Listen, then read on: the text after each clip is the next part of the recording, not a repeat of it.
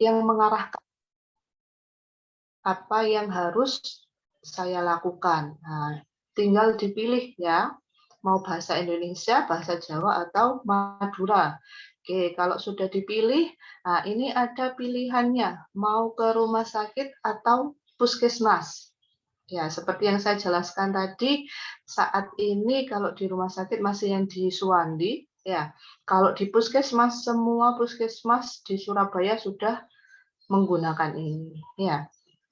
Karena ini programnya pemerintah, programnya Dinas Kesehatan, jadi semuanya harus menggunakan ini. Nah, tadi setelah memilih puskesmas, ada pilihannya, karena Surabaya itu luas sekali ya. Jadi puskesmasnya ada sekitar 63. Ya, di sini sudah dibedakan berdasarkan wilayahnya. Ada Surabaya Pusat, Barat, Timur, Utara, dan Selatan. Nah, tinggal pilih di mana. Oh iya, tempat tinggal saya yang dekat di puskesmas mana ya? Atau BPJS saya ini di vaskes puskesmas mana ya? Tinggal dipilih gitu. Misalkan, oh saya tinggalnya di Manuan. Oh berarti tinggal diklik yang Surabaya Barat. Oh tempat saya di Pucang Sewu. Berarti tinggal klik yang Surabaya Timur. Ya di situ sudah ada nama-nama puskesmasnya. Ya jadi yang Surabaya Timur itu ada daftar-daftar namanya. Jadi tidak perlu takut, khawatir. Saya tidak apal puskesmas saya masuk Surabaya mana ya. Nah, di sini sudah ada. Tuh, tinggal dipilih puskesmasnya. Nah, setelah dipilih puskesmasnya ini, ya, diklik, misalkan di Balas Klumpri atau di Gayungan. Nah, tinggal dipilih. Setelah dipilih, nah ini ada pilihannya untuk penduduk Surabaya atau non Surabaya gitu ya. Jadi tinggal pilih, oh saya penduduk Surabaya atau bukan ya, gitu tinggal dipilih.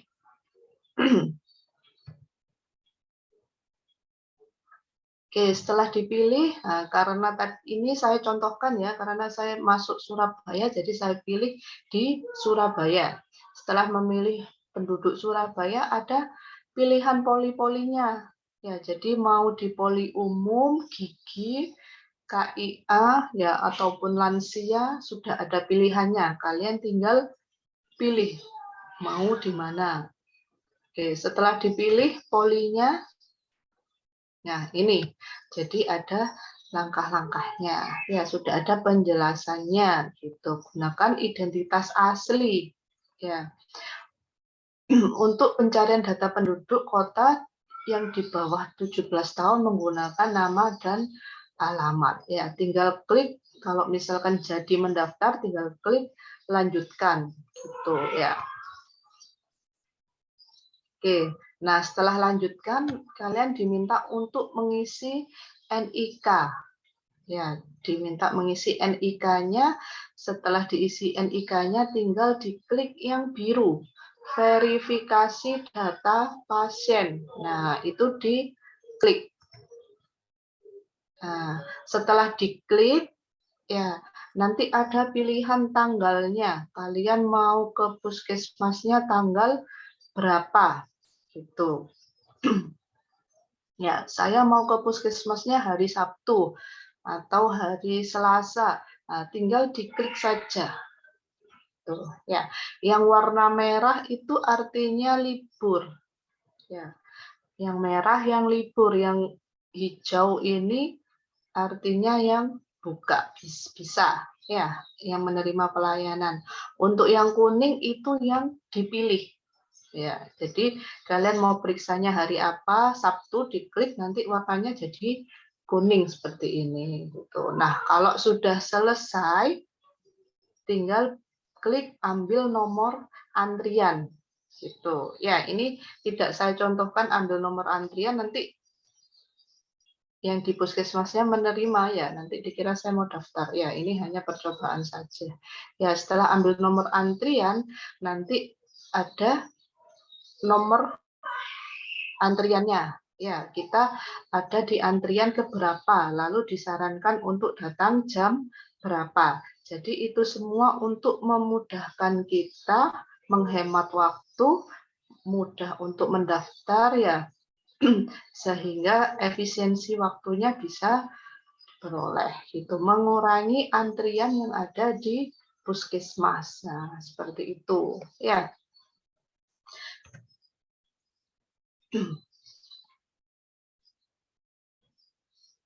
Jadi apa? Kalau misalkan nanti ya adik-adik di sini mungkin ada yang dari SMA itu, ada yang dari SMA tertarik untuk mempelajari sistem informasinya yang ada atau rekam medis yang ada. Nah, bisa bergabung di Stikes Hang Tuah. Ya, kami ada prodi D4 Manajemen Informasi Kesehatan atau rekam medis gitu ya. Jadi di situ nanti adik-adik diajari dikenalkan beberapa aplikasi atau software yang digunakan di fasilitas pelayanan kesehatan. Ya, tujuannya nanti ketika adik-adik sudah bekerja, adik-adik sudah familiar menggunakannya gitu. Ya, selain itu kalian bisa menganalisis ya sistemnya yang ada.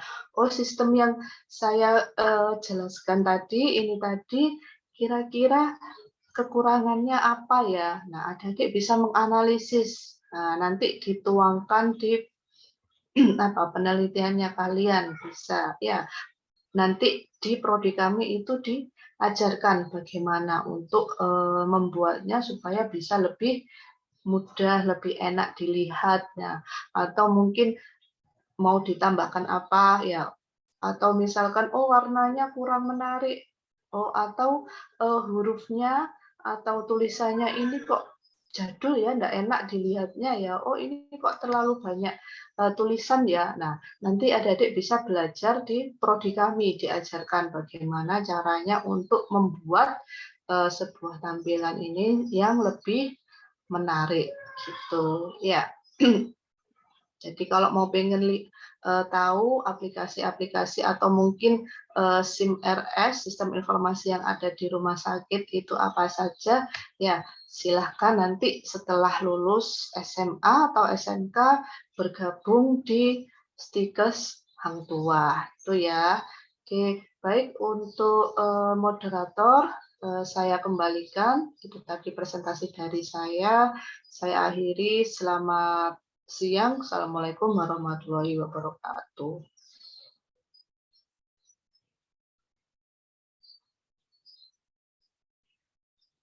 Waalaikumsalam warahmatullahi wabarakatuh. Baik, terima kasih dari Bu Ari Susanti telah memberikan materi yang sangat bermanfaat. Baik, penyampaian materi tentang pemanfaatan sistem informasi fasilitas pelayanan kesehatan telah dilaksanakan ataupun telah disampaikan oleh Bu Adi Susanti. Selanjutnya saya buka forum diskusi terlebih dahulu. Saya beri kesempatan untuk 5 pertanyaan. Baik, silakan untuk para peserta bincang sehat pada pagi hari ini untuk bertanya, jika ada yang ingin ditanyakan. Selamat pagi.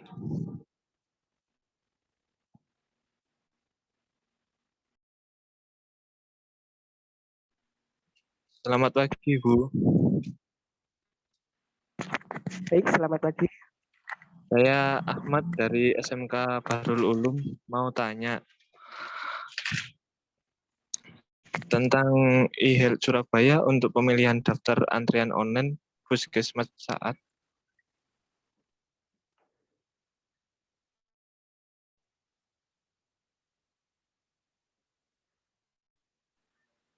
untuk pemilihan puskesmas, apakah harus sesuai dengan vaskes BPJS-nya? Apakah boleh memilih sesuai lokasi yang terdekat dengan rumah? Terima kasih.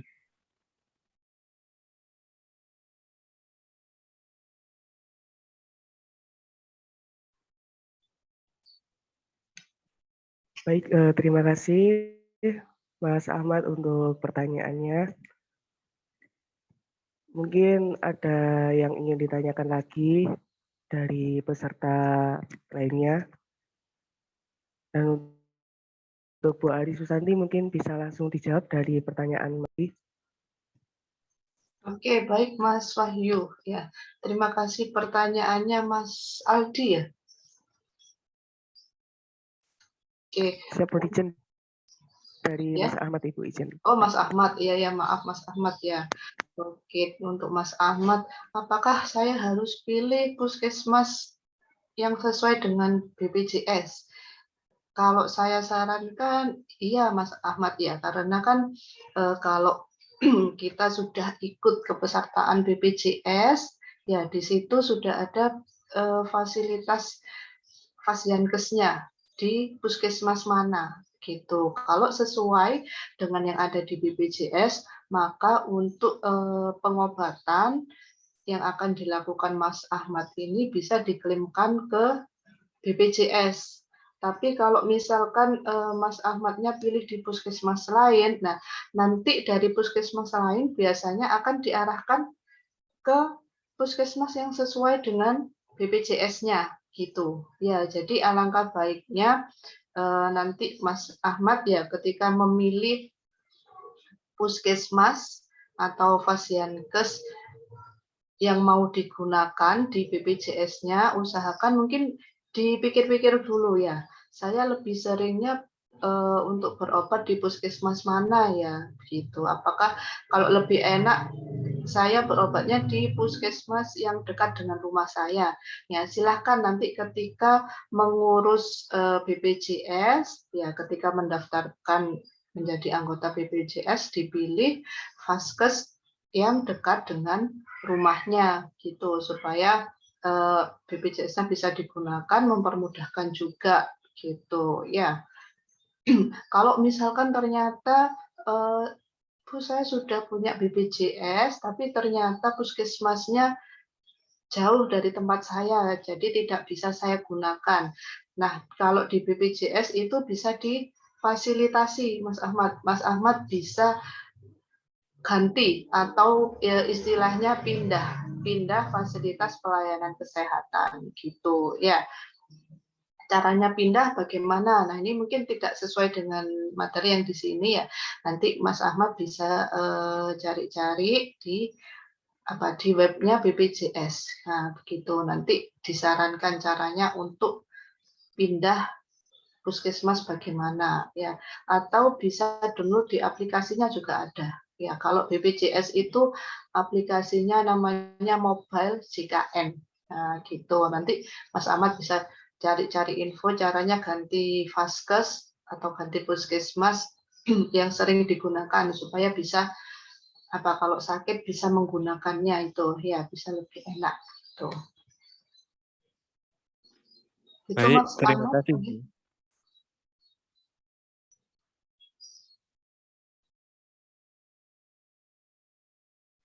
Baik, terima kasih kepada Bu Arisanti yang sudah menjawab pertanyaan dari Mas Ahmad. Untuk Mas Ahmad, apakah sudah jelas jawaban dari pemateri dari Bu Ari? Baik, Mas, sudah dekat. Sudah paham.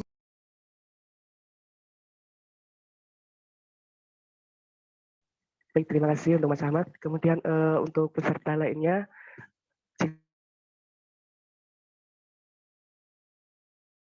jika ada yang ingin ditanyakan, silakan untuk ditanyakan 20 menit.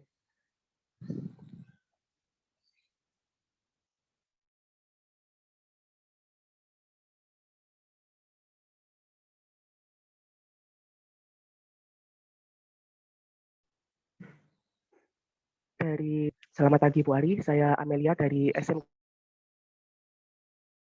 Ketintang Surabaya mau bertanya, untuk aplikasi e-health tersebut harus download dulu ya Bu? Baik, untuk Bu Ari mungkin bisa langsung dijawab dari pertanyaan Mbak Amelia. Oke, Mbak Amelia, terima kasih pertanyaannya ya. Untuk aplikasi e-health ada 2 pilihan, Mbak. Ya, jadi yang pertama bisa download di Play Store atau App Store. Ya, atau kalau mungkin kalau harus download nanti kan memakan memori yang ada di HP. Nah, selain itu bisa langsung di websitenya gitu. Jadi Mbak Amel bisa buka Google-nya, di Google nanti diklik alamat websitenya tadi www.eheksurabaya.go.id. Nah, jadi itu tidak perlu download. Nah, atau kalau mungkin kedua-duanya pakai browser, pakai Google tidak memungkinkan, atau pakai HP tidak memungkinkan, biasanya di beberapa kecamatan disediakan kiosnya, istilahnya itu kios gitu. Jadi di kantor kelurahan, ya itu biasanya disediakan kios. Jadi di situ bisa datang ke kiosnya, ada semacam seperti mesin. Jadi bentuknya mungkin seperti mesin ATM gitu ya. Itu untuk orang-orang yang mungkin tidak memiliki HP, gitu. HP-nya tidak support untuk browsing internet. Nah, bisa datang ke kelurahan. Nah, seperti itu. Jadi alternatifnya seperti itu, Mbak.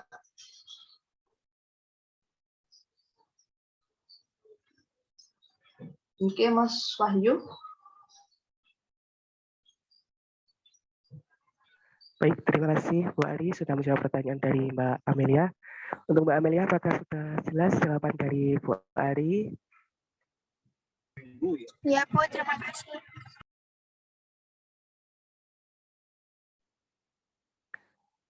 Yang sudah bertanya pada bincang sehat hari ini. Masih tersisa 3 pertanyaan lagi. Mungkin ada yang ingin ditanyakan kepada Ibu Ari. Silakan untuk bertanya. Dan nanti untuk yang bertanya bisa mendapatkan kesempatan untuk mendapatkan door prize ya. Jadi ayo jangan malu-malu untuk bertanya. Mumpung ada Bu Adi Susanti. Oke, ada lagi Mas Wahyu, ada di kolom chat ya. Siap Ibu, izin. Baik, Langsung saya ada jawab ya. pertanyaan dari Kalimatus Satya dari SMK Ketintang. Oh, ini Bu silakan izin. Oke, jadi Mbak Kalimatus, selamat pagi Bu. Saya Kalimatus dari SMK Ketintang. Untuk pasien dari luar Surabaya, apakah sama saja dengan pasien yang berada di Surabaya? Jadi sama saja Mbak.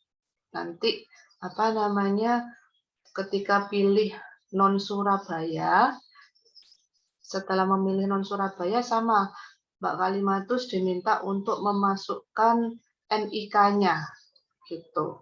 Jadi ini untuk apa ya, memudahkan dari pihak puskesmas untuk pencatatannya. Jadi bisa langsung dikelompokkan. Oh, hari ini hari Sabtu 21 Mei pasien yang datang ke puskesmas yang dari penduduk Surabaya berapa orang ya? Oh, yang di luar Surabaya berapa orang? Nah, gitu. Jadi memang dibedakan seperti itu untuk memudahkan pencatatannya. Ya, tapi untuk langkah-langkahnya yang harus diisi sama saja. Gitu. Nanti setelah pilih non Surabaya sama saja diminta untuk mengisi NIK-nya. Gitu. Apabila NIK-nya sudah benar, sudah valid, maka Mbak Kalimatus bisa melanjutkan langkah-langkahnya yang sama seperti tadi. Gitu. Oke, Mas Wahyu. Baik, terima kasih, Ibu. Terima kasih Bu Ari sudah menjawab Sama-sama. pertanyaan dari Mbak Kalimatus.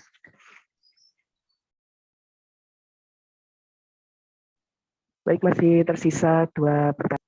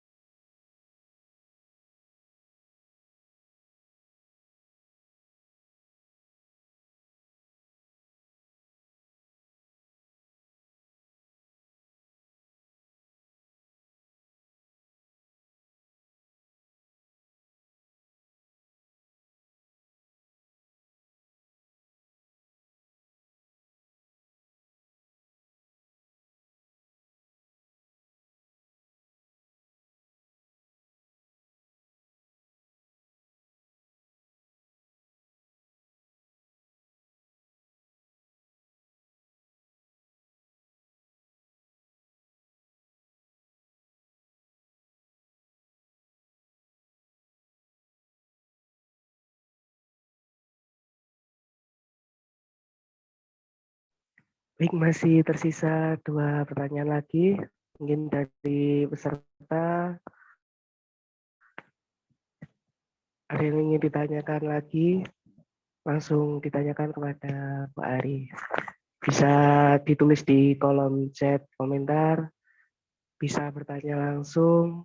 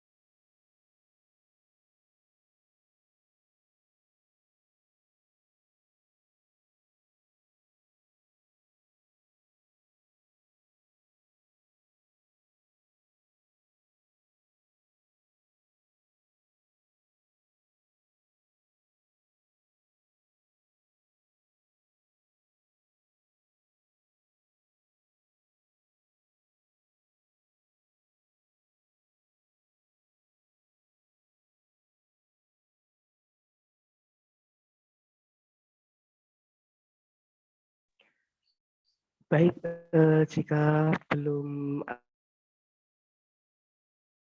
ada pertanyaan yang ingin ditanyakan, langsung aja kita beralih ke acara berikutnya, adalah pengenalan kampus di Sang Tua Surabaya. Material ini akan disampaikan langsung oleh Ibu Rosa Kurnia Etasari, Sarjana Gizi, Magister Gizi. Baik, kepada Ibu Rosa kami persilakan untuk pengenalan kampus di Sang Tua Surabaya.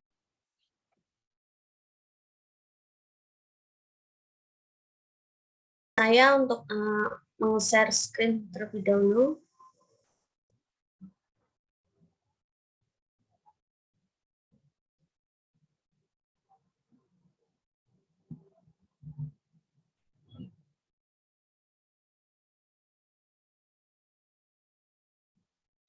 Oke.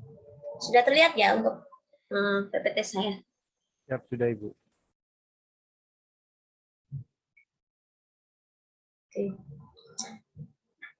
Oke. Selamat pagi dan salam sejahtera bagi kita semua. Yang kami hormati Bapak Ibu BK, Bapak Ibu Guru BK, ataupun perwakilan yang mengikuti kegiatan Bincang Sehat untuk hari ini, serta seluruh siswa-siswi SMA dan SMK di daerah Surabaya dan sekitarnya, serta kepada Ketua, Ket 1, Ket 2, Bapak Ibu dosen dan seluruh sivitas akademika Stikes Hang Tuah Surabaya, serta mahasiswa-mahasiswi Stikes Hang Tuah Surabaya. Pada kesempatan kali ini, izinkan saya untuk memberikan informasi mengenai kampus Stikes Hang Tuah Surabaya.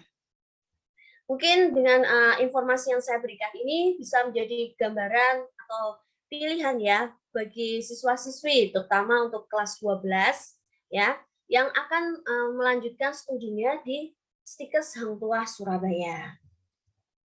Karena dengan kuliah di Stikes Hang Tuah Surabaya, di situ akan banyak, mungkin ada beberapa benefit, ada privilege yang bisa kalian nanti dapatkan. Oke, saya lanjutkan. Baik. Jadi di sini bahwa Sekolah Tinggi Ilmu Kesehatan Stikes Hang Tuah Surabaya itu adalah sebuah organisasi pendidikan tenaga kesehatan yang berada di bawah naungan Yayasan Nala. Nah, Yayasan Nala itu adalah yayasan milik Angkatan Laut ya. Jadi kita di bawah naungan dari Angkatan Laut ya. Kemudian karena kita di bawah naungan dari Angkatan Laut, maka lulusan yang kami wujudkan itu adalah memiliki berkarakter disiplin ya. Disiplin itulah yang kami tanamkan dan itu yang menjadi utama dalam lulusan dari Stikes Hang Tuah Surabaya. Tapi tidak hanya itu saja untuk tidak hanya yang disiplin, tapi juga harus memiliki ya. Jadi tata nilai yang kami tanamkan itu adalah memiliki jiwa yang cerdas ya. Cerdas itu kepanjangan dari caring, excellent, respectful, disiplin, altruistic, dan smart. Itu ya. Jadi itulah yang dimiliki oleh mahasiswa-mahasiswi Stikes Hang Tuah Surabaya. Nah, cerdas itu adalah merupakan gambaran ya. Jadi ketika mahasiswa-mahasiswa Stikes Hang Tuah Surabaya itu lulus, itu akan memiliki karakter ya, karakter tersebut. Jadi memiliki karakter disiplin juga cerdas ya. Nah, karakter cerdas itu memang diharapkan di dunia kerja ya. Jadi sehingga mahasiswa yang lulus itu bisa diterima di lapangan kerja. Nah, itu adalah salah satu dampak dari yang kita harapkan ya. Oke, selanjutnya bahwa Stikes Hang Tuah Surabaya itu berlokasi sangat strategis ya, karena kampus kami berada di dalam kompleks RSPAL ya, jadi Rumah Sakit Pusat TNI AL yang beralamat di Jalan Gadung nomor 1, Jagir, Kecamatan Wonokromo, Kota Surabaya. Nah, untuk letaknya itu ada di dalam masuk ke dalam RSPAL Surabaya. Itulah letak dari Sekolah Tinggi Ilmu Kesehatan Hang Tuah Surabaya. Oke, selanjutnya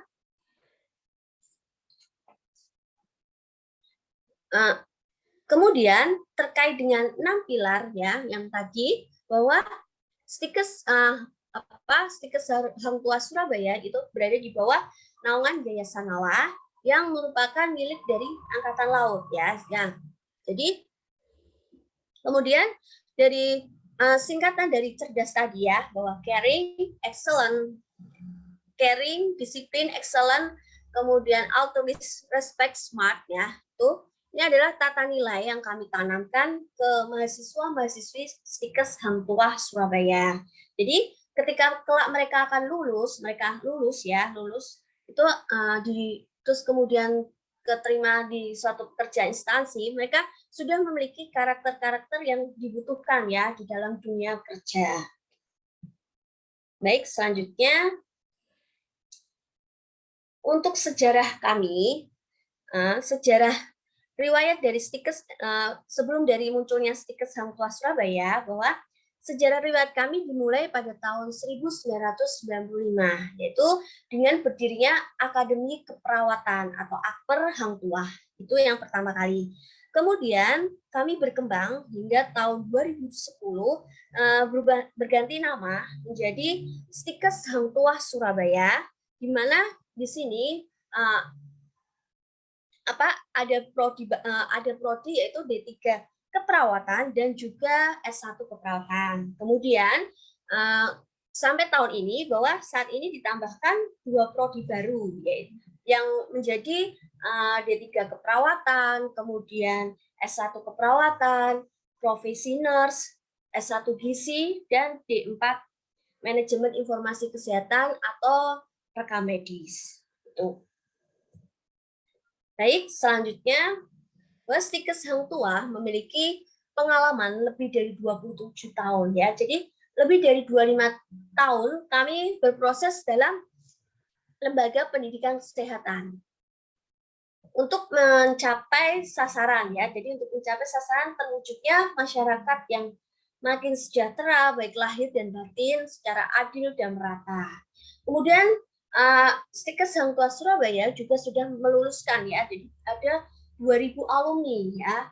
Telah lebih dari 95% itu terserap di dunia kerja sebagai tenaga kesehatan di rumah sakit, kemudian di puskesmas, kemudian di klinik, dan fasilitas pelayanan kesehatan lainnya ya, baik maupun di bidang non kesehatan seperti tenaga pengajar, kemudian peneliti, kemudian ada di TNI Polri maupun menjadi seorang entrepreneur. Baik, selanjutnya di sini sudah mulai dibuka untuk penerimaan mahasiswa baru. Jadi untuk Stikes Hang Tuah Surabaya itu dibuka 3 gelombang. Jadi untuk yang gelombang pertama sudah berakhir. Jadi ini sudah masuk ke gelombang 2, yaitu mulai tanggal 1 Maret hingga 30 Mei 2022.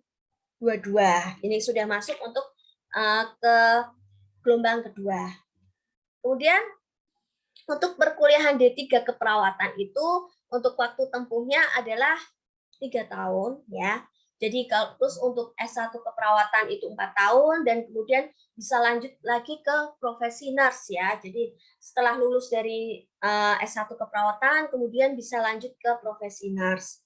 Kemudian di sini juga ada prodi baru dari kami bahwa ada D4 NIK atau yang biasa dinamakan dengan biasa umumnya itu adalah rekam medis. Nah, di sini bahwa rekam medis itu memiliki peluangnya juga sangat banyak ya. Jadi bisa ditempatkan di rumah sakit, kemudian bisa juga di puskesmas, kemudian di asuransi ya, asuransi kesehatan. Jadi misalnya dengan mengenai pemberkasan ya, jadi pemberkasan dari pasien, dari terus setelah itu bisa memberikan informasi ya, jadi informasi-informasi tiap unit untuk sehingga bisa dikelola ya, atau dinamakan dengan medical record. Kemudian untuk S1 gizi itu mungkin persepsinya bahwa S1 gizi itu sama dengan tata boga, tapi sebenarnya bukan tata boga. Jadi di sini bahwa S1 gizi itu adalah tentang perencanaan menu diet ya. Jadi perencanaan menu, kemudian perencanaan gizi di masyarakat juga. Kemudian tidak hanya itu saja, bisa juga pengecekan dan pengawasan produk pangan. Jadi baik nanti di pemerintahan dan juga di industri pangan. Nah, tidak hanya itu saja bahwa lulusan S1 gizi bagi tenaga gizi itu bisa langsung kerja. Oke, selanjutnya bahwa untuk tingkat kelulusan uji kompetensi nasional, bahwa lulusan kami ketika melakukan UKOMNAS atau uji kompetensi nasional untuk D3 keperawatan itu adalah 96,8, jadi sangat tinggi ya, jadi bagus. Dan kemudian untuk profesi nurse itu adalah 95%. Jadi lulusan Stikes Hang Tuah Surabaya itu sangat kompeten ya, dan bisa diakui di dalam dunia kerja ya. Salah satunya adalah bisa menjadi kampus swasta yang terbaik se-Jawa Timur ya untuk Stikes Hang Tuah. Jadi Stikes Hang Tuah memiliki urutan ketiga. Jadi yang pertama adalah UNER ya, Universitas Airlangga, kemudian Universitas Negeri Jember, lalu yang ketiga adalah Stikes Hang Tuah Surabaya ya. Karena itu dilihat dari tingkat kelulusan dari UKOMNAS-nya. Jadi adik-adik semua jangan khawatir ya kalau mau lanjut studinya di Stikes Hang Tuah Surabaya. Kemudian untuk tingkat penyerapannya ya, jadi lulusannya itu juga jangan dikhawatirkan ya, karena setelah lulus ya, alumni yang lulus itu lebih dari 90% ya, 90% itu lulus sesuai bidang. Jadi maksudnya adalah 90% kerja di rumah sakit sesuai dengan bidang yang ditempuhnya ya. Kalaupun itu pasti juga tidak di bidangnya itu seperti kerja di entrepreneur, nah itu salah satunya yaitu. Kemudian selain itu, Stikes Hang Tuah Surabaya juga bekerja sama dengan instansi, baik instansi swasta, instansi negeri ya, dan perusahaan-perusahaan yang menyerap tenaga lulusan ya, yang bisa nanti dikirim ke luar negeri ya. Jadi jenjang karirnya tuh sangat luas ya, jadi bagus ya. Kemudian untuk karir lulusannya itu di instansi ini adalah di bawah ya, jadi di bawah dari nanti daftar pekerjaannya di PNS jadi PNS, kemudian nanti bisa menjadi TNI Polri ya, kemudian bisa nanti di rumah sakit swasta, BUMN. Nah, ya biasanya dari TNI AL itu akan ada perekrutan ya, jadi perekrutan bintara bidang kesehatan itu bisa diambil ya dari D3 maupun S1 keperawatan itu bisa. Jadi siswa-siswi yang ingin melanjutkan ke militer ya, ke dunia militer itu sangat bagus ya untuk peluangnya. Jadi bisa kalian nanti masuk. Kemudian untuk tingkat masa tumbuh kerja itu adalah lebih dari 90%, yaitu kurang dari 6 bulan. Jadi untuk rata-rata lulusan Stikes Hang Tuah Surabaya itu adalah kurang dari 6 bulan itu sudah mendapatkan pekerjaan ya. Jadi kalian jangan khawatir ya, nanti setelah lulus saya mau kemana? Nah itu tidak kalau lulusan Stikes Hang Tuah pasti kurang dari 6 bulan pasti sudah mendapat pekerjaan. Kemudian lulus Stikes Hang Tuah itu sudah handal ya, pasti sudah handal di dunia kerja. Jadi saat lulus itu pasti sudah menjadi sorotan, jadi lirikan untuk para instansi-instansi baik swasta maupun negeri. Itu biasanya juga melakukan rekrutmen ya, jadi beberapa instansi juga melakukan rekrutmen. Kemudian selanjutnya adalah fasilitas pendidikan. Jadi di sini bahwa untuk fasilitas pendidikan di Stikes Hang Tuah juga jangan dikhawatirkan ya. Jadi kami sangat mendukung ya. Jadi kami sangat mendukung untuk kegiatan mahasiswa dari segi fasilitas, kemudian sarana prasarana dan juga baik dari segi pendidikan ya. Tapi memang semua ini sudah disesuaikan dengan kondisi yang saat ini sudah dilaksanakan, yaitu kegiatan baik secara luring maupun secara daring. Nah, saat ini Stikes Hang Tuah Surabaya juga sudah mengembangkan CBT ya, jadi sudah memiliki ruang CBT dan juga memiliki mini hospital atau rumah sakit terpadu ya, yang nantinya bisa digunakan baik untuk prodi keperawatan, prodi gizi maupun prodi MIK atau rekam medis. Baik, selanjutnya ini adalah contoh dari fasilitas pendidikan lainnya ya. Semoga semua fasilitas yang kami sediakan ini dapat memadai dalam kegiatan proses belajar mengajar di Stikes Hang Tuah Surabaya. Baik, selanjutnya salah satu dari ciri khas dari Stikes Hang Tuah Surabaya itu adalah mengarah kepada kemaritiman ya, kemaritiman dan kelautan ya. Karena Stikes Hang Tuah Surabaya berada di bawah angkatan laut ya. Jadi kegiatannya itu sifatnya itu seperti contohnya adalah joy sailing ya. Joy sailing yaitu jadi mahasiswa itu akan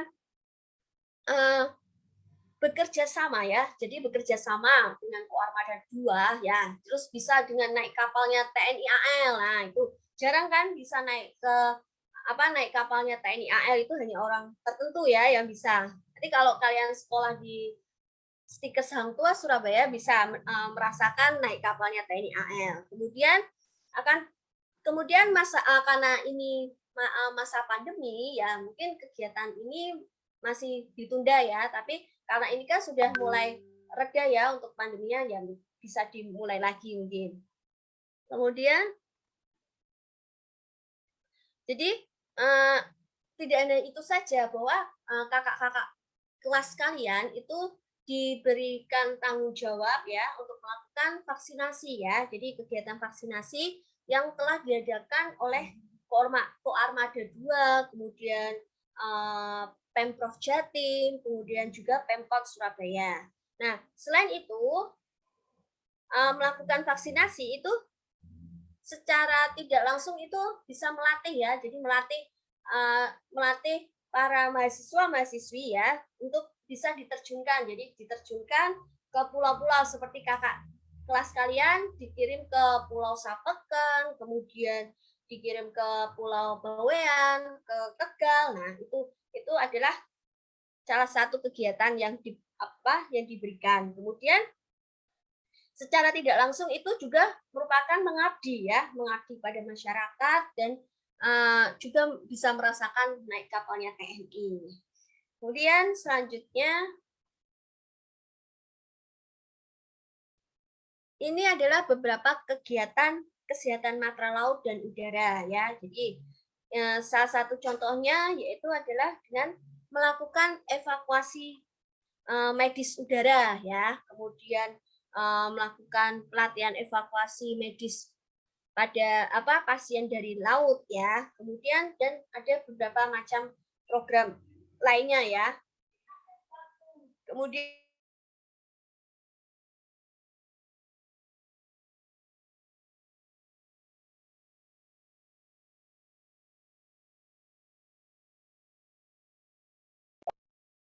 Oksigen dengan bekerja sama dengan Lakesla yaitu. Kemudian selanjutnya untuk lahan praktik ya, untuk lahan praktik jangan khawatir ya, karena kami juga memiliki kerjasama ya. Jadi kerjasama ketika melakukan praktik mahasiswa yaitu bekerja sama dengan RSPAL Dr. Ramran Surabaya, kemudian RSAL Dr. Sukantoyo Cahya Lanudal Juanda, kemudian ada Rumah Sakit Marinir Ewa Pangalila Gunung Sari Surabaya, Lembaga Kesehatan Kelautan TNI AL, Diskes Armada 2, Rumah Sakit Haji Surabaya, Rumah Sakit PHC Surabaya, Rumah Sakit Jiwa Menur Surabaya, UPTD Gria Werda Jambangan Surabaya, Liponsos Keputih Surabaya, kemudian ada Dinas Kesehatan Kota Surabaya, Puskesmas di Kota Surabaya, dan masih banyak lagi. Itulah kerjasama lahan praktik pada mahasiswa Stikes Hang Tuah Surabaya.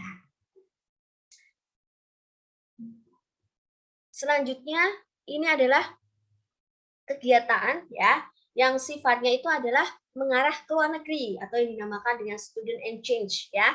Jadi kami bekerja sama dengan Sri Maha Sarakam ya. Jadi yang berada di Thailand ya. Itu melakukan pertukaran ya. Jadi sebelum adanya pandemi itu bahwa mahasiswa dari Stikes Hang Tuah Surabaya dikirim ke Thailand ya. Kemudian mahasiswa dari Thailand kemudian dikirim untuk sekolah di Stikes Hang Tuah Surabaya. Baik, selanjutnya untuk unit kegiatan mahasiswa atau UKM itu kami itu sangat mendukung ya. Jadi kami sangat mendukung untuk kegiatan dari mahasiswa ya.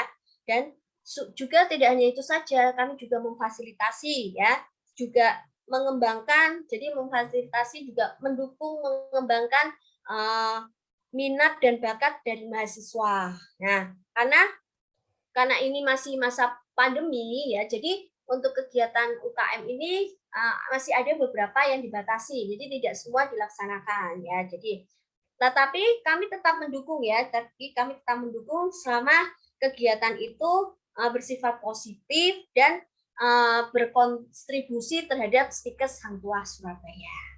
Ini untuk contohnya.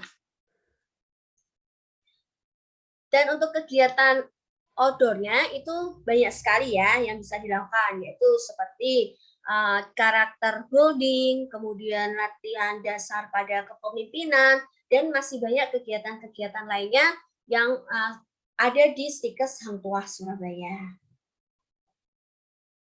Tidak hanya itu saja bahwa di Stikes Hang Tuah Surabaya bahwa kegiatan pengabdian masyarakat juga mahasiswa juga diberi peran ya, jadi dilibatkan untuk bergabung melakukan kegiatan ya, dimulai dengan kegiatan seperti tadi ya, ke pulau-pulau untuk melaksanakan vaksinasi ya, jadi memberikan vaksinasi kepada warga sekitar ya, ke pulau-pulau, kemudian kegiatan mengenai edukasi, kemudian dengan pemberian pelatihan, dan masih banyak yang dilakukan waktu pengabdian masyarakat di Stikes Hang Tuah Surabaya.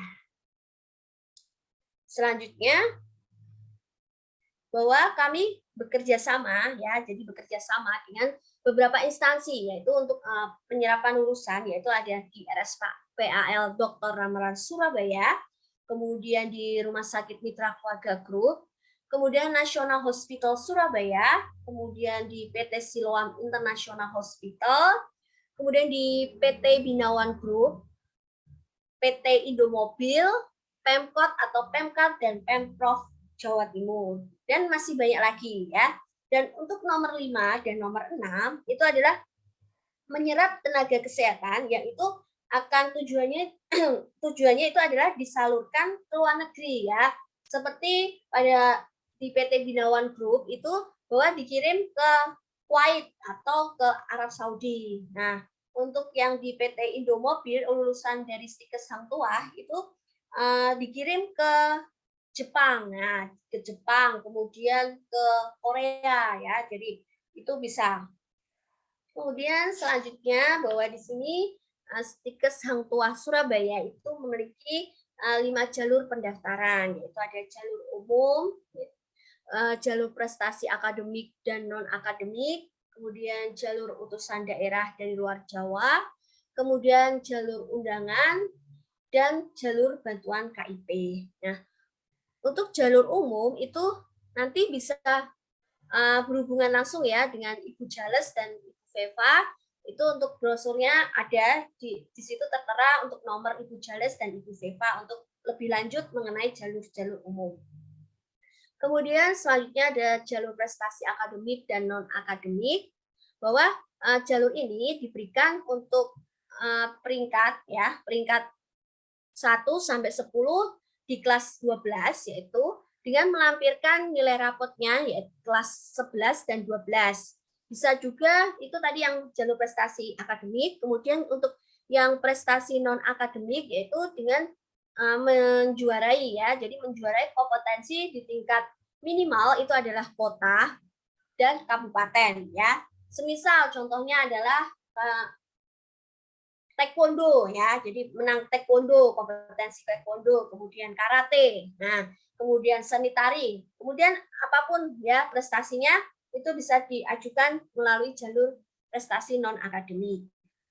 Kemudian selanjutnya ada jalur utusan daerah dari luar Jawa, bahwa khusus luar Jawa ini mendapatkan potongan diskon ya. Jadi kemudian selanjutnya untuk jalur undangan ini kami bekerja sama dengan guru BK atau BP, itu di sini juga mendapatkan potongan-potongan ya. Jadi bisa tanyakan kepada Ibu Jales dan Ibu Veva. Kemudian untuk selanjutnya untuk jalur bantuan KIP ya, ini memang sudah dari Kemendikbudristek ya, jadi sudah ditentukan.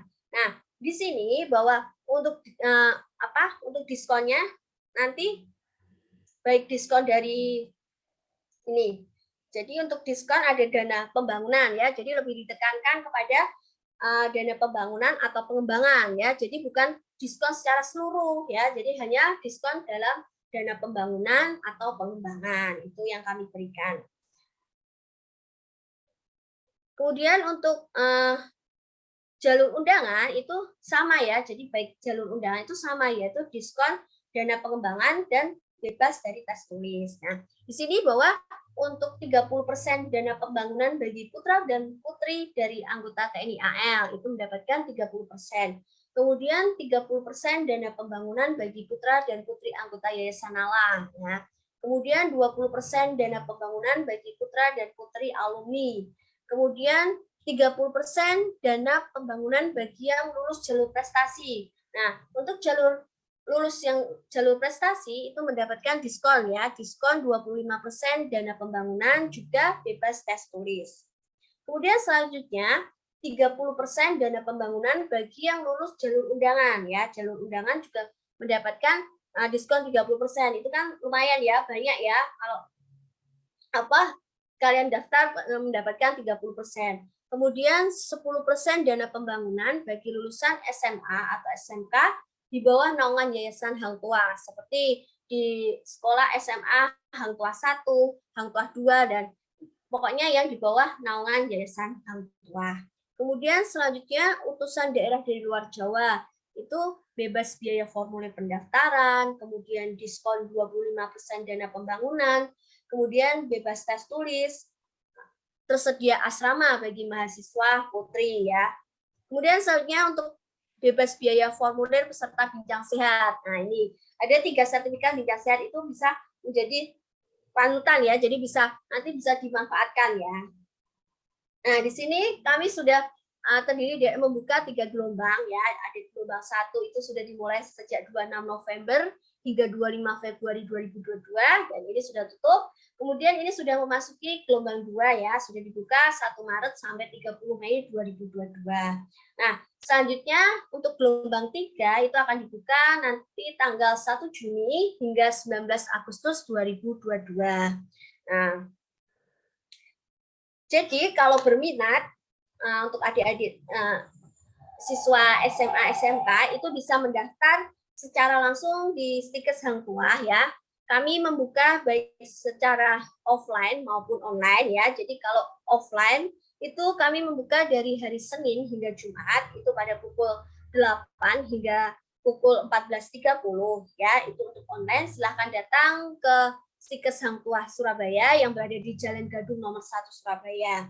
Kemudian kalau yang untuk mau mendaftar online ya, jadi untuk mempermudah, maka silahkan ya masukkan ke link akses yang sudah tertera ya, tertera di dalam brosur. Kemudian tapi kalau ingin lebih jelasnya, bisa silahkan lebih menghubungi ke nomor yang tertera ini di informasi pendaftaran, yaitu ke Ibu Veva dan Bapak Charles ya. Baik, demikian dari saya. Terima kasih atas perhatiannya. Salam sehat dan sukses buat kalian semua. Selamat pagi.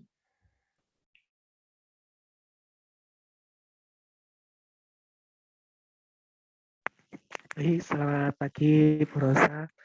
Terima kasih Bu Rosa sudah menyampaikan pengenalan kampus Stikes Hang Tuah Surabaya dan juga jadwal untuk pendaftarannya. Baik, kepada adik-adik dari SMA dan SMK, silakan bergabung menjadi bagian Stikes Hang Tuah Surabaya. Kami mempunyai fasilitas lengkap ruang belajar, dosen-dosen sangat berpengalaman, minimal berpendidikan S2. Dan lahan praktek rumah sakit, kita punya Rumah Sakit Pendidikan Rum Kital Dr. Ramlan Surabaya, Rumah Sakit Haji, Rumah Sakit PHC Surabaya, dan masih banyak rumah sakit dan puskesmas lainnya. Kami melakukan bimbingan secara intensif untuk persiapan uji kompetensi nasional. Alhamdulillah setiap tahun mencapai lulusan level baik mahasiswa prodi D3 keperawatan dan prodi S1 keperawatan, sehingga setelah lulus langsung siap untuk bekerja di beberapa rumah sakit. Baik, langsung saja ke acara selanjutnya adalah penyampaian materi terakhir yang tidak kalah menariknya akan disampaikan oleh Bapak Dedi Irawandi, S.Kep Nurse M.Kep, tentang kenali gejala gastroenteritis pada remaja. Baik, sebelum penyampaian materi, kami bacakan terlebih dahulu CV dari beliau. Baik, CV dari beliau, Bapak Dedi Irawandi, tempat tanggal lahir Tasikmalaya 2 Maret 1988, dan riwayat pendidikan S1 keperawatan di Stikes Hang Tuah Surabaya pada tahun 2007 sampai tahun 2011, kemudian lanjut ke profesi nurse di Stikes Hang Tuah Surabaya pada tahun 2011 sampai tahun 2012, kemudian lanjut di S2 keperawatan di Fakultas Keperawatan Universitas Airlangga tahun 2016 sampai tahun 2018. Baik, Bapak Dedi Irawandi, Hang Tuah Surabaya.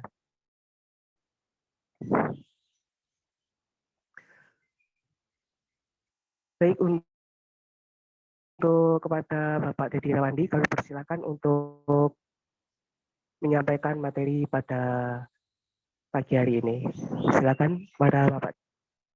Baik, terima kasih. Apakah suara saya jelas? Siap terdengar, silakan Pak Izin. Baik, sebentar guys, saya tak izin dulu share screen ya.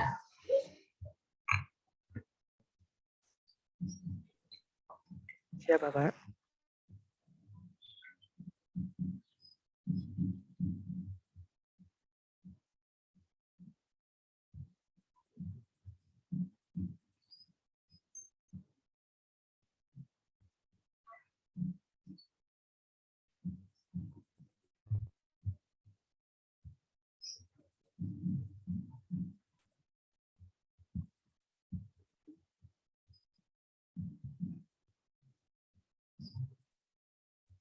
Terlihat Mas layarnya?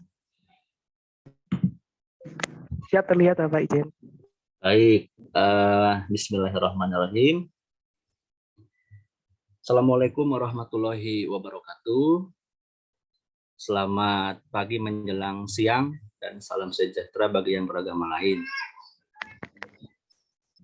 Alhamdulillah dalam kesempatan ini kita bisa berjumpa kembali dalam rangka bincang sehat. Jadi sebenarnya kalau mendengar kata bincang itu saya teringat kepada Al-Ghazali, ya, putranya Ahmad Dhani gitu, yang dia membawakan lagu, judulnya itu lagu galau. Jadi bincang itu kan artinya bercakap-cakap, ya. Jadi kalau boleh saya sampaikan sedikit cuplikan dari lagunya itu adalah kamu, aku, bincang, kan gitu ya. Mungkin bagi yang remaja, ini kan remaja kebanyakan kan, ya. Nah, berarti kalau kita melihat dari kegiatan kita bincang sehat, yang akan menjadi bahan pembicaraan kita adalah menyampaikan isi hati pembicara, nah, kepada audien yang berkaitan dengan informasi mengenai kesehatan. Makanya bincang sehat, gitu ya. Baik, ini saya rasa dan saya berharap mudah-mudahan tidak bosan, gitu ya. Jadi saya awali dulu.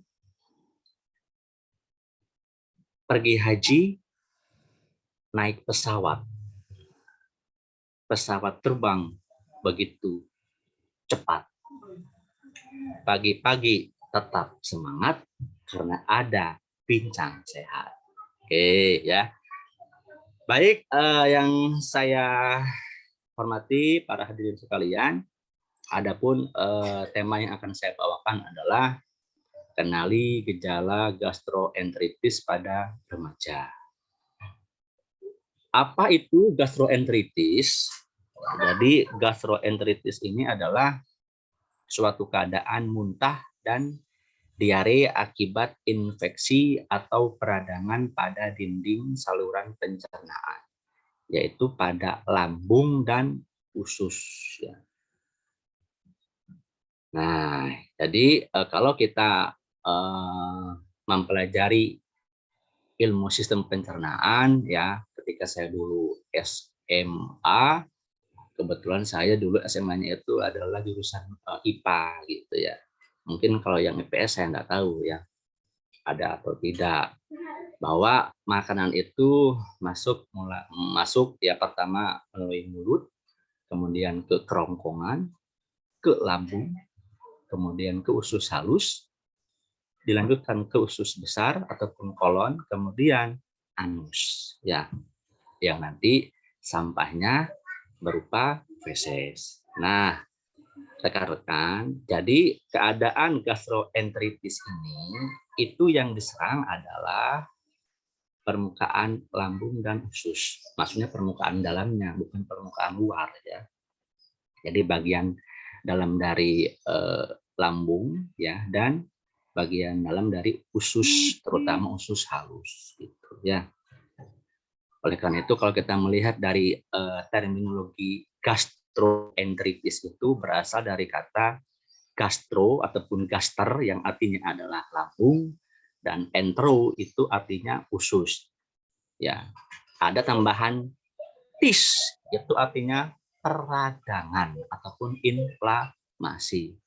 Jadi kalau rekan-rekan belajar terkait istilah dunia kesehatan itu, contoh seperti tonsilitis, berarti ada peradangan di tonsil. Kemudian ada faringitis, berarti ada peradangan di faring. Ya, tetapi beda dengan parangtritis. Ya, kalau parangtritis itu apa artinya? Pantai yang berada di Yogyakarta, ya, parangtritis, gitu ya. Itu. Jadi tandanya apa, Pak? Nah, ini ya. Jadi tanda dari seseorang ataupun gejala yang muncul, ya, itu ada demam yang tinggi. Kemudian ada perasaan sakit di perut. Kemudian kalau misalkan dia parah itu bahkan bisa vomiting ataupun muntah dan diare.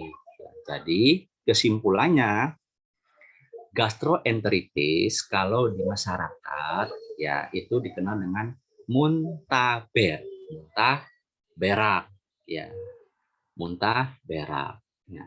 Kalau di bahasa Jawa Timur ada istilah meluber ya. Meluber itu apa? Berarti saking banyaknya cairan yang dimasukkan ke dalam gelas kemudian dia tumpah, meluber gitu ya. Nah, kalau ini ya gastroenteritis di masyarakat umum dikenal dengan istilah muntaber alias muntah berak. Ya, lanjut. Nah, penyebab dari gastroenteritis ya itu patogennya ternyata ada 2. Jadi patogen itu agen pembawa lah ya yang menyebabkan gitu loh ya, itu namanya patogen, yaitu ada virus dan non virus. Nah, yang virus juga itu ada jenisnya, ada norovirus, rotavirus, adenovirus, astrovirus. Nah, ternyata virus-virus ini itu dia bisa masuk melalui mulut seseorang. Itu penyebabnya satu, bisa karena contoh kalau pada orang dewasa ya makanan yang tidak sehat, kemudian kalau pada anak-anak dari benda-benda yang sering anak itu pegang, terutama pada masa anak itu suka memasukkan benda ke mulut. Nah, jadi virus-virus ini bisa menjangkit ke tubuh seseorang melalui itu. Ya, ada yang melalui makanan, ada juga akibat seseorang ataupun anak yang suka mengemut ya, mengemut apa ya? Memasukkan benda ke dalam mulut. Ya, itu. Nah, yang non virus itu ada bakteri, contoh kayak Helicobacter pylori, kemudian yang parasit, obat-obatan tertentu, dan juga logam berat. Nah, logam berat itu terkadang, mohon maaf ya, kalau kita melihat dari berita di medsos ya, ketika kita melihat air mineral itu memang ada beberapa jenis air mineral yang di situ masih ada bakteri yang hidup ketika dilakukan pengecekan menggunakan mikroskop ya itu. Jadi ada beberapa bakteri yang masih hidup. Oleh karena itu, kalau saya menyarankan ketika kita mengkonsumsi air mineral, mohon maaf ya, misalkan kita beli isi ulang, alangkah lebih baiknya ya kita masak dulu sampai mendidih supaya apa? Menghindari, kita mengantisipasi ya. Nah, ini jenis virusnya ya, ini gambaran virusnya, nanti bisa dilihat ya. Oke, memang virus itu kan kecil sekali ya, tidak kasat mata, tidak terlihat oleh mata telanjang, harus mata menggunakan baju, yaitu menggunakan apa? Menggunakan alat bantu lihat, mikroskop, ataupun yang lain, maka akan bisa terlihat. Sama halnya dengan pandemi yang saat ini insya Allah dan mudah-mudahan mulai mereda, yaitu pandemi COVID ya. Baik, lanjutkan. Nah, adapun ya area ataupun tempat-tempat yang berisiko untuk terjadinya gastroenteritis itu diantaranya ini ya, ada tempat penitipan anak, ada panti lansia ataupun panti ureda, ada asrama siswa, rumah tahanan ataupun hutan, ya, penumpang kapal pesiar, ya, dan tempat pengungsian. Jadi kalau kita melihat dari lokasi-lokasi ataupun faktor risiko gastroenteritis ini memang lebih cenderung kepada fasilitas ataupun tempat-tempat umum ya gitu. Nah, oleh karena itu kalau kita melihat dari dari tempat-tempat yang berisiko, maka lebih baik ya saya menyarankan ya kita jangan lupa ya cuci tangan ya, yang bersih, menggunakan sabun, menggunakan air mengalir. Kemudian kalau misalkan kita mau beribadah, ya kalau saya menyarankan bawalah peralatan ibadah sendiri. Ya, karena ingat gastroenteritis ini bisa menular ternyata ya, bisa menular melalui apa? Melalui percikan udara dari si penderita kepada orang yang sehat. Artinya secara droplet ataupun makanan yang terkontaminasi dari si penderita gitu ya. Jadi kita harus waspada ya. Nah, intinya ya kalau kita melihat dari teori yang saya dapatkan itu, siapapun dengan kondisi kekebalan tubuh yang terganggu itu bisa menjadi resiko ya terkena gastroenteritis, baik anak-anak, baik remaja maupun lansia ya. Jadi penyakit ini tidak pandang bulu ya, mau pasien dewasa, mau lansia, mau anak. Intinya kalau kondisi tubuhnya tidak fit dalam artian imunitasnya menurun ya, kemudian dia terkontaminasi virus ataupun bakteri ya, maka bisa mengalami gastroenteritis ya. Oke, oleh karena itu perilaku hidup sehat ya, makan teratur, istirahat yang cukup, kemudian berolahraga itu ternyata memang apa ya, memang sesuatu yang harus kita biasakan karena perilaku-perilaku ini ternyata bisa meningkatkan daya tahan tubuh kita, dan yang terpenting adalah jangan lupa pikiran kita itu harus happy ya, jadi harus senang, bukan berarti harus guyu-guyu nggak jelas nggak ada orang, bukan, tapi jangan terlalu suka bersedih kan gitu ya. Jadi bersedih janganlah suka bersedih, gembira selalu sepanjang masa kan gitu ya. Jadi bagi Anda yang bersedih, oke, enggak apa-apa bersedih ya, karena sifatnya manusia, tetapi jangan berlarut-larut ya, ada batas. Lanjut. Nah, adapun gejala umum gastroenteritis ya. Nah, ini biasanya sakit dan kram perut. Kemudian diarenya berair ya. Jadi diare itu ada diare yang fesisnya itu keluar tapi agak encer, ada juga diare yang mohon maaf ketika kita BAB langsung cur gitu, kayak apa ya, kayak air mancur. Saya yakin mungkin sebagian besar pernah seperti itu ya, saya juga pernah merasakan seperti itu ya. Jadi ketika saya buang air besar itu langsung mancur seperti keran, dan itu sebelumnya itu diikuti dengan rasa mual yang luar biasa, yang sampai kalau orang mengatakan keluar keringat dingin, itu beneran ya. Dan bahkan dulu ketika saya masih jadi mahasiswa ya di kos-kosan itu ada warga yang sampai pingsan di dalam kamar mandi. Kenapa? Ya itu tadi, karena dia saking hebatnya merasakan sakit perut yang luar biasa ya. Kenapa? Saking hebatnya rasa nyeri yang dirasakan bisa menimbulkan shock gitu ya. Nah, kemudian mual dan muntah. Nah, kalau sudah mual dan muntah, wah ini jangan dibiarkan ya. Nah, kemudian kehilangan nafsu makan.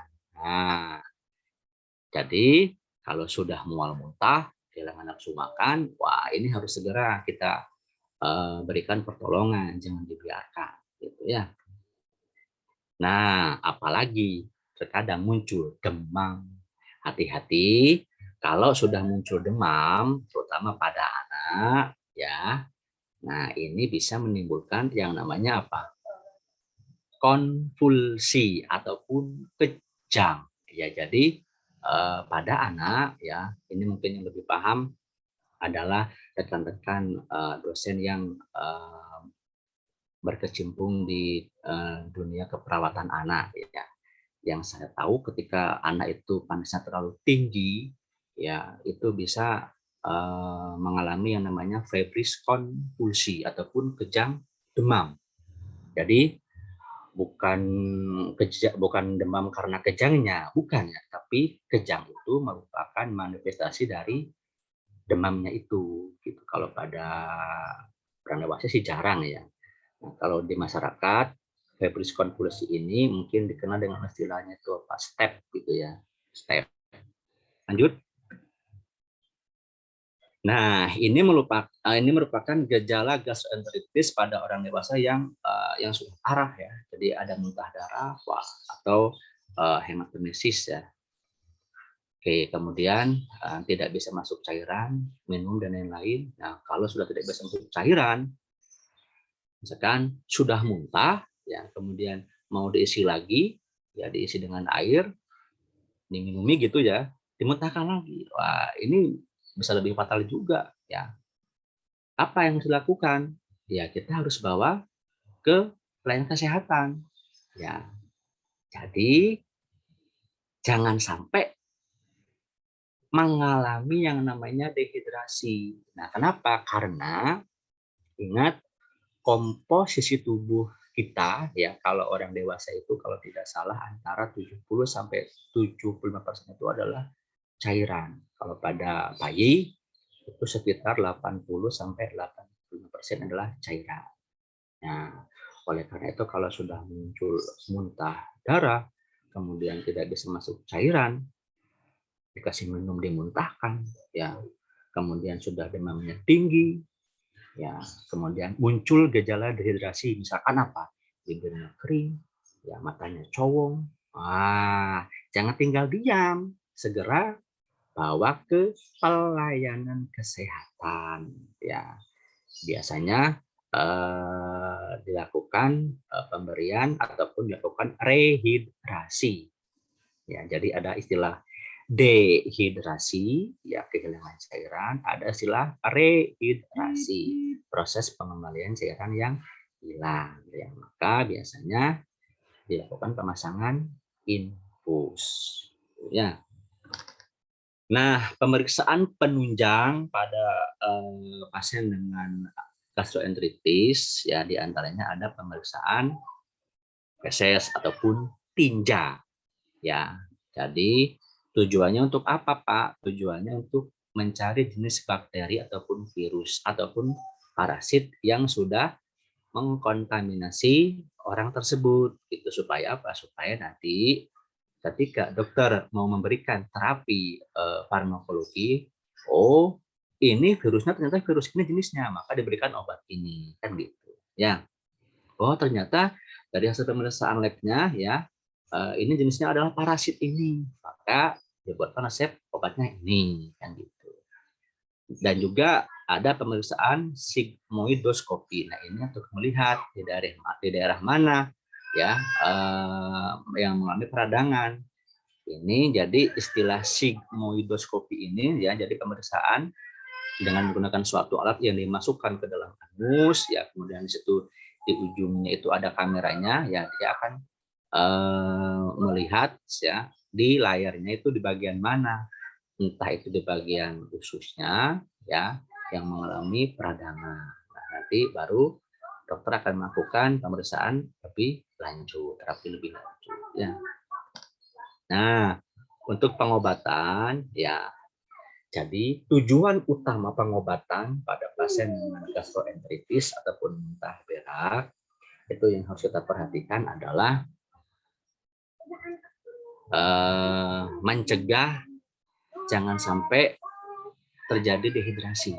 Ya, gitu. Jadi jangan sampai pasien ataupun seseorang yang mengalami muntah berak itu jangan sampai mengalami dehidrasi, karena kalau misalkan sudah mengalami dehidrasi ya, dulu saya pernah melihat sebuah kasus ya di rumah sakit. Kebetulan waktu itu saya praktikum di ruang 5 ya di RSPAL.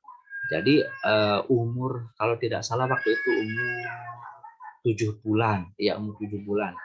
Saya sampai hafal namanya saya. Insya Allah kalau tidak salah namanya itu Bayi Habibur Rahman. Ya mohon maaf mungkin kalau misalkan ada yang sama namanya saya sebutkan ya. Karena saya masih ingat. Kenapa? Waktu itu pasien ini yaitu dia mengalami dehidrasi sampai tidak bisa dipasang infus baik dari vena metakarpal ataupun dorsalis pedis dan lain sebagainya. Akhirnya apa? Maka dilakukan venaseksi. Ya, waktu itu saya baru profesi tahap pertama ya. Saya tidak kuasa yang melihat itu dan dia itu menangis. Menangisnya itu apa ya? Bukan cuma kadang timbul, kadang tidak gitu nangisnya itu. Saking ya Allah, ya kasihan melihat bayi. Ya, karena apa ya itu tadi kalau misalkan tidak segera dilakukan transfusi ya bagaimana cara memasukkan cairannya kan begitu. Ya, jadi mau nggak mau kalau pasien sudah mengalami mual muntah ya muntah berak itu kemudian sudah ada tanda dehidrasi jangan tinggal diam ya. Maka segera kita lakukan pemberian mungkin kalau misalkan untuk pertama ya kalau Anda bisa diberikan apa minum air sedikit-sedikit. Kalau orang dewasa kalau misalkan dia masih bisa untuk berkoordinasi minum ya kita berikan minum. Kalau tidak bisa segera dilarikan ke pelayan kesehatan. Jangan dibiarkan ya. Ingat jangan dibiarkan ya. Nah, pencegahannya ya yang pertama ini ya sering cuci tangan pakai sabun dan air. Ternyata ya dengan adanya kejadian pandemi ini kalau saya pribadi itu ada ada pesan yang ingin disampaikan oleh sang pencipta itu ya walaupun misalkan nanti betul-betul sudah kondisinya stabil ya artinya pandemi ini sudah berakhir maka ya mudah-mudahan kebiasaan kita mencuci tangan dengan air mengalir dan menggunakan sabun menjaga kerumunan itu akan tetap kita lakukan gitu. Karena apa? Ternyata mencuci tangan itu hal yang sangat mudah dilakukan ya dan bisa kita lakukan kapanpun, dimanapun. Yang penting ada air dan ada sabun ya. Tetapi efeknya luar biasa ya. Karena apa? Ingat rekan-rekan ya, dan sekalian, tangan ini merupakan suatu organ yang dimana kalau kita itu kan organ ini kita gunakan untuk mengambil makanan ya. Mengambil makanan. Contoh kalau misalkan kita habis naik sepeda motor ya, kemudian kita kebetulan mampir misalkan di warkop, di situ ada jajanan kecil misalkan contoh kayak ote-ote, onde-onde. Terkadang kita olah kita ambil langsung kita makan. Nah, kita nggak tahu ya, kita nggak tahu ada apa di tangan kita gitu. Nah, oleh karena itu ini juga sekaligus mengingatkan kepada diri saya sendiri dan rekan-rekan semua, ayo kita biasakan ya sering mencuci tangan menggunakan air mengalir dan menggunakan sabun ya. Kemudian hindari konsumsi daging yang tidak dimasak dengan matang. Nah, ini ya. Ini kalau tidak salah ini mohon maaf nih ya. Kalau saya melihat ya, saya melihat di daerah Surabaya kota itu sekarang ini banyak sekali tempat-tempat makan yang itu mirip Korea-Koreaan lah. Ya, misalkan mohon maaf ya. Contoh Pokari, kemudian Hanamasa gitu ya. Bukan tidak boleh, boleh enggak apa-apa. Tetapi ingat ya, masaknya harus matang, dipastikan harus matang. Itu ya. Jadi jangan dibiasakan kalau masak daging di tempat-tempat seperti itu. Lebih baik kalau saya menyarankan agak gosong ya daripada mentah. Gitu. Karena apa?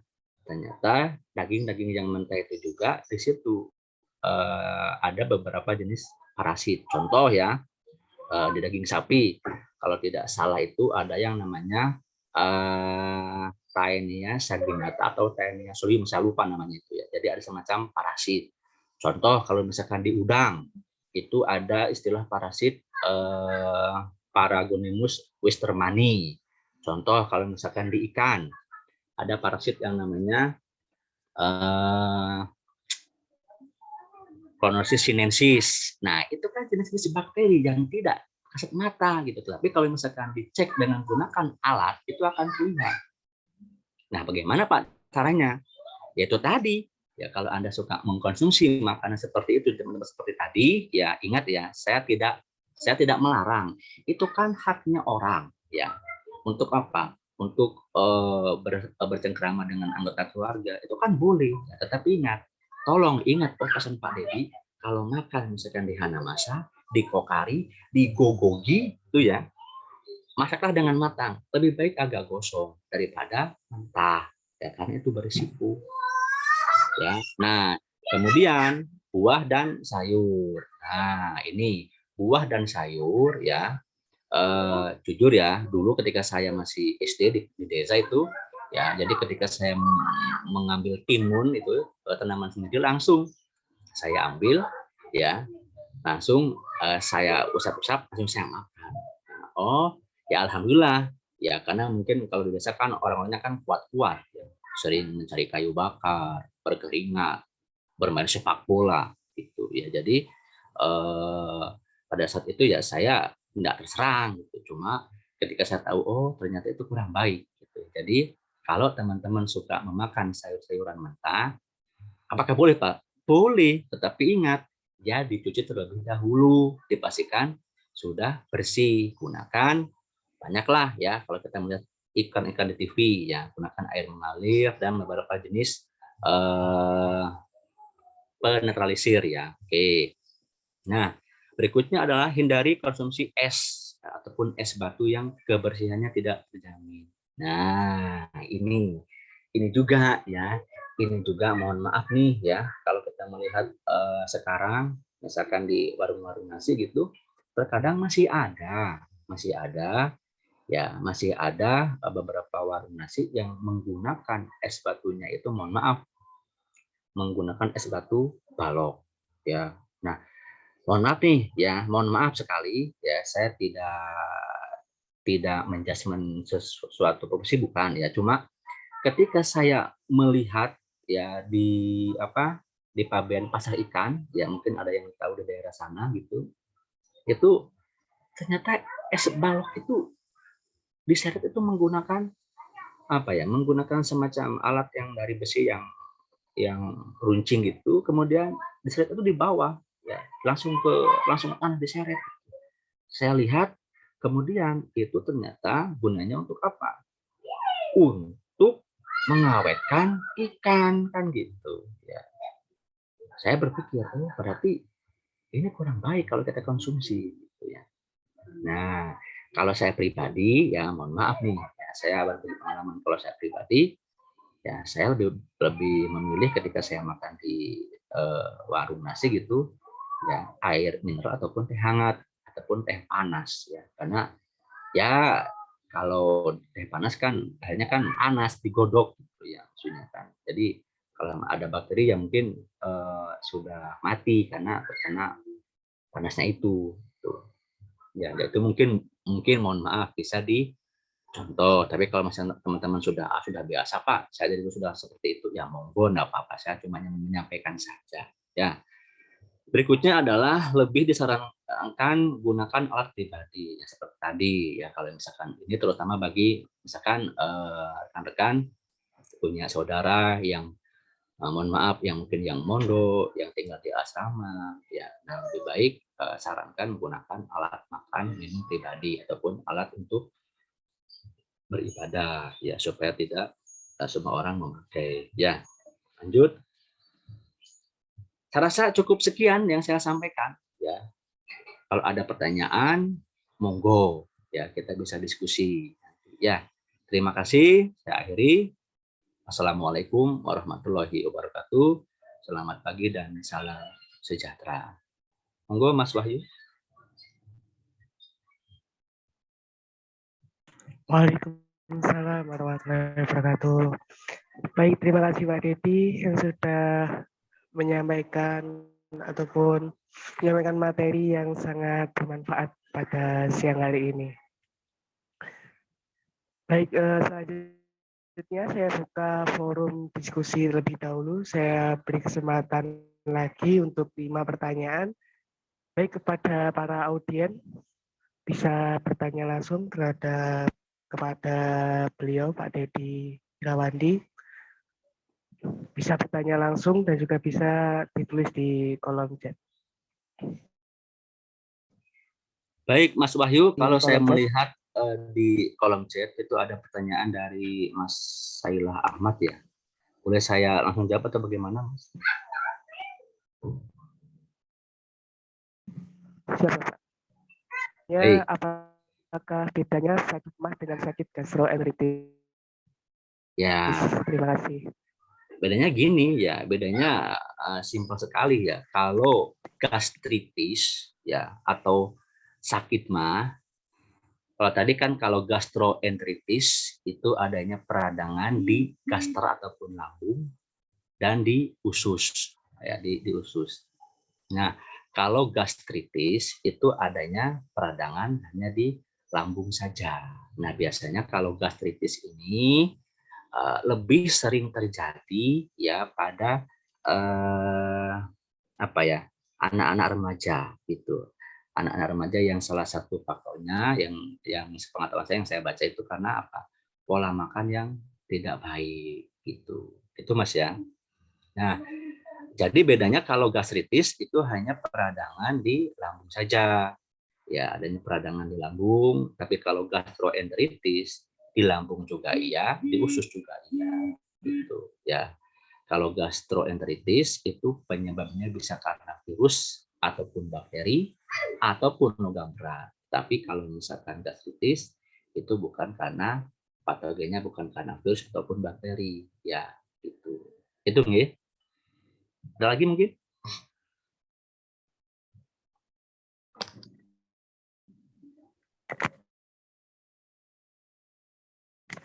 Baik, terima kasih Pak Dedi sudah menjawab pertanyaan dari Mas Ahmad.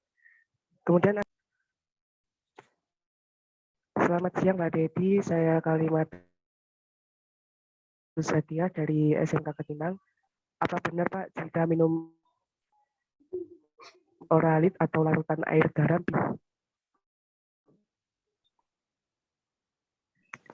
Baik, saya jawab ya dari Mbak Kalimatus Sadia.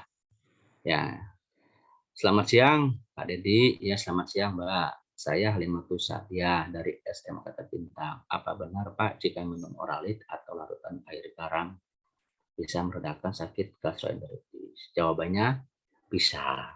Ya, tetapi ingat kondisinya seperti apa gitu. Ya, karena begini, kalau keadaan gastroenteritis ini tidak parah, ya artinya tidak sampai kronik gitu ya, ini bisa hilang dengan sendirinya. Ya. Bahkan bisa sembuh dengan pemberian oralit. Tetapi kalau sudah parah, ya biasanya pemberian oralit tidak maksimal. Ya, lebih-lebih kalau misalkan saya sampaikan, sudah muntah, ya sudah beraknya berair, ada peningkatan suhu tubuh, wah, ini jangan lagi oralit yang dipakai, ya harus segera mendapatkan pengobatan dengan cepat dan tepat, ya hati-hati. Lebih-lebih, misalkan Anda sudah tidak masuk makan ataupun minum, nah itu kondisi yang tak mungkin bisa disembuhkan dengan oralit, gitu ya. Jadi harus kita bawa segera ke pelayanan kesehatan. Itu nggih. Ada lagi silakan. Baik, Pak. Terima kasih. Ya, sama-sama, Mbak.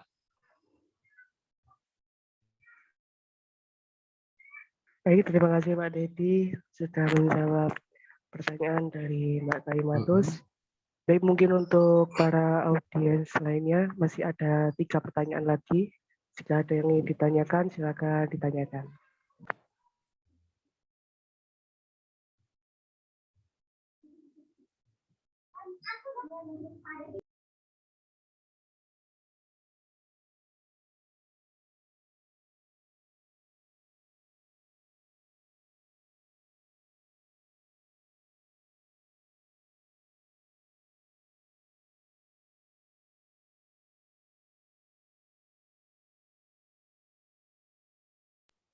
Monggo, kalau tidak ada nggih, kami kembalikan kepada panitia.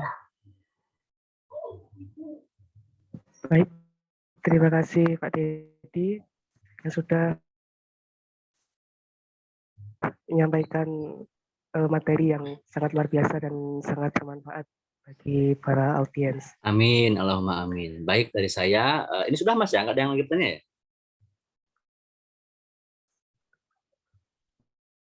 Mohon izin, siap mungkin belum ada Pak, mungkin sudah tidak ada yang Baik, bertanya lagi izin. baik, ini enggak apa-apa ya, karena memang jangan dipaksa ya. Sesuatu yang dipaksa itu tidak enak ya.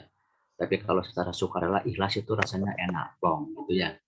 Baik, dari saya ya, saya menyampaikan semoga apa yang saya sampaikan itu bermanfaat barokah ya. Semoga ilmu yang saya sampaikan dan rekan-rekan dosen lain yang sebelum-sebelumnya disampaikan itu menjadi barokah buat kita semua ya. Karena ternyata ilmu itu adalah mata uang yang berlaku di negara manapun. Jadi ada dua hal yang harus kita emban ya dalam kehidupan ini yang tidak kalah penting, yaitu ilmu dan kejujuran ya. Dua hal ini merupakan mata uang yang berlaku di negara manapun ya. Baik, terima kasih dari saya, cukup sekian. Mohon maaf atas segala kesalahan dan kekurangan, karena kesempurnaan hanyalah milik Allah Subhanahu wa taala. Saya kembalikan kepada moderator. Saya akhiri. Assalamualaikum warahmatullahi wabarakatuh. Selamat siang. Salam sejahtera bagi yang beragama lain. Terima kasih. Waalaikumsalam warahmatullahi wabarakatuh. Terima kasih Pak Dedi atas materi yang sudah disampaikan pada pagi menjelang. Baik, selanjutnya adalah pengumuman bagi pemenang Door Prize Bincang Sehat pada seri kedua pada hari ini yang mendapatkan pulsa sebesar 25.000, yaitu selamat untuk yang pertama Syaila Ahmad dari SMK Barul Ulum. Kemudian yang kedua ada Amelia dari SMK Ketintang. Kemudian yang ketiga ada Kalimatus Sadiah dari SMK Ketintang. Selamat sudah mendapatkan door prize pulsa sebesar 25.000.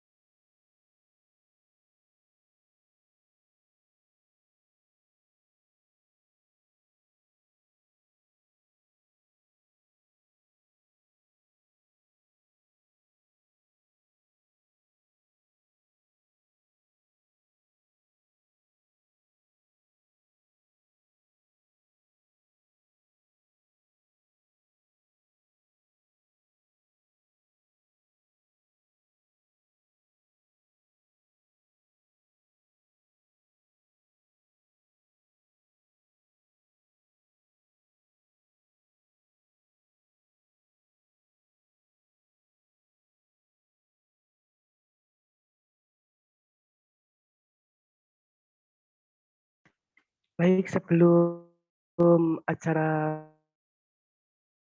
berakhir, Monadirin berkenan untuk mengisi link absensi yang telah kami infokan pada kolom chat Zoom. Baik, sekali lagi untuk para audien, untuk segera mengisi link absensi yang ada di chat Zoom.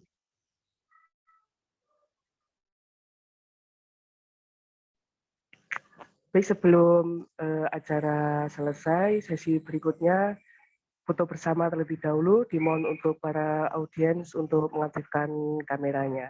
Kita melaksanakan foto bersama terlebih dahulu.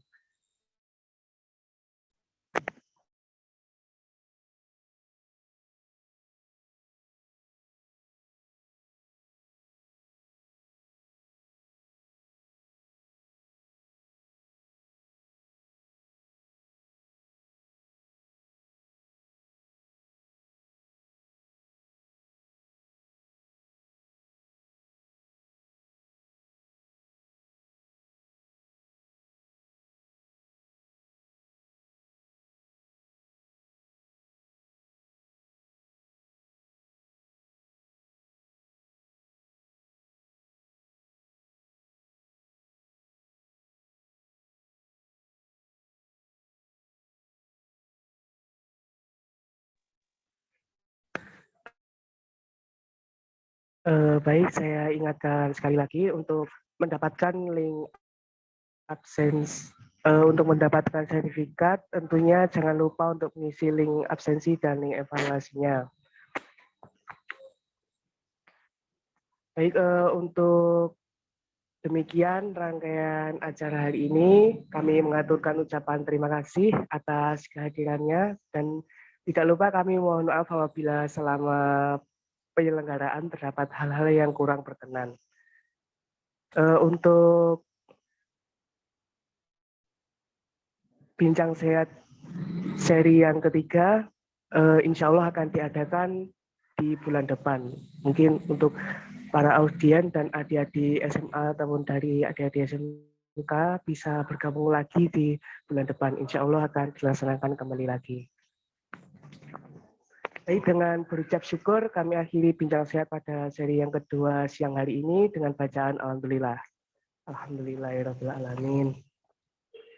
Baik, saya Wahidriasi Pangestu selaku moderator pamit undur diri. Selamat siang dan salam sejahtera. Wassalamualaikum warahmatullahi wabarakatuh. Waalaikumsalam warahmatullahi wabarakatuh.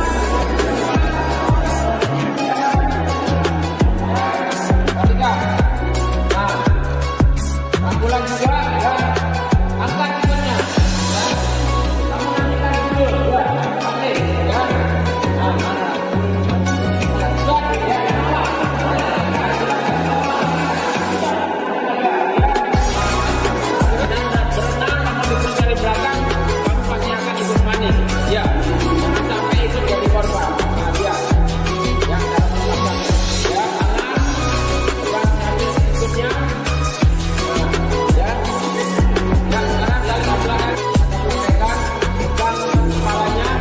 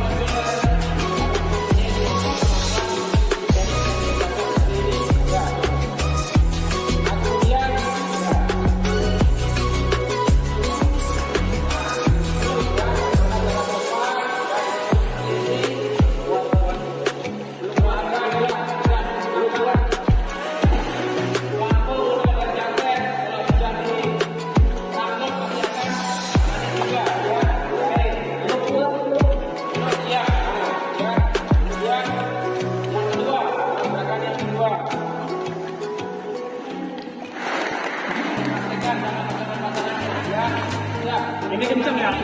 Ya, nah, ya. Belum lagi lepas, ya. Nah itu. Kemudian yang ketiga, ya, ketiga. Masih yang ketiga, jadi kumpulkan ya. Dalam tempatnya. Silakan duduk. Yang ketiga itu dari depan, tapi sekedar dibayangkan saja ya. Udah duduk di atas bahu, ya. Jadi posisinya itu nggak enak dilihat. Tapi cara melepasnya sama. Satu kaki diangkat ke atas, satu kaki dorong ke bawah, sama diputar, twist, ya. Dibayangkan aja, sama dari posisi yang pertama. Ya, kemudian udah ya, tadi ya, udah ya. Ya, sekarang adalah reset hold, ya, belakang. Dari belakang. Ya, dari belakang, duduk dari belakang, ya. Nah, ini kalau orang sebelah pasti akan duduk nyerah, ya, akan duduk nyerah. Duduk, kuat, ya, pas, ya. Kemudian ini yang kedua.